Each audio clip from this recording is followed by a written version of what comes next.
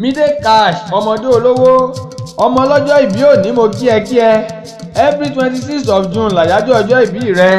kó lójú ọpẹ́ láyé kó o gbélé ayé ṣe rere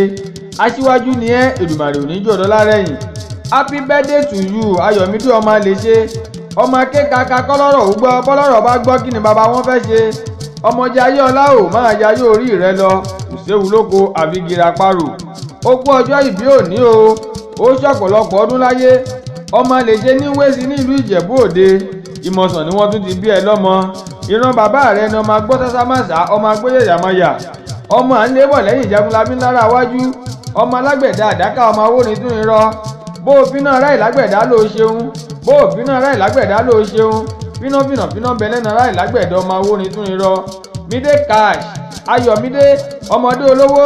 bàbá rẹ ló ní kí n kí ọ kú ọjọ́ ìbí òní o Fàtáì bàbá rẹ Adéwálé Adárípọ̀n Olúǹbẹ́rí ògìgì tágìgì ọkùnrin ogun Akérédolú bàbá Ayọ̀mídé yèyé rẹ tún pé kí n máa kí ọ dáadáa ìyálàbá kí ìyálàbá yìn ìbà gbogbo abiyamọ tí ń bẹ nínú ayé iṣu ọmọ jiná fún yín jẹ ìyá Ayọ̀mídé ó jèrè lórí àwọn ọmọ ipò àgbà tọ́ba mi ò kí gbé yín sí kò ní gbà lọ́wọ́ yín bó wọn láwá ìdùn lókè Mide Cash ọmọ ọlọ́jọ́ ìbí òní ìyá rẹ pé kí n wúre fún ọ pé ó pẹ́pẹ́pẹ́ bí ewé apẹ́ ó dára lẹ́wà bí ọ̀ṣun owó kì í wọ́n nílé ajé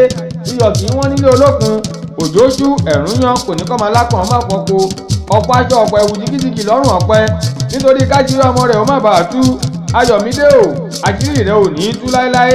ata òdòbí tó fi ń ṣọkọ ojú abẹ́rẹ́ ògùn gbọ́dọ̀ tó fi ń ṣàtọ̀nà okùn ẹni bá fojú di ẹ́ ìwọ ọmọ lọ́jọ́ ìbí òní àwòwáwo bọ́dọ̀ bàbá fojú datẹ́gùn àdìsẹ́ pẹ́ Ayọ̀mídé o lónìí tó ń ṣe ayẹyẹ ọjọ́ ìbí rẹ orí rẹ̀ á gbó ẹsẹ̀ rẹ̀ á ranlẹ̀ àwọ̀ tí kókó mú wáyé ni kókó mú rànán lákejì ọlọ́run á dúró tì ọ́ ọlọ́run ò ní ní gbogbo wa sílẹ̀ o Ọmọ́tóyọ̀sí Abọ́láńlé màmá Òkìkí Ọlágbé kí n máa kí ẹ dáadáa pé oṣù ọjọ́ ìbí òní ọ̀pọ̀ rẹ̀ ló ṣe lókè èèpẹ̀ èmi ẹ̀gbọ́n rẹ Akéwì Ọlà Oríyọmí ọmọ awórin fún irọ́ kí ọ pé happy birthday to you may this day always be a special one to remember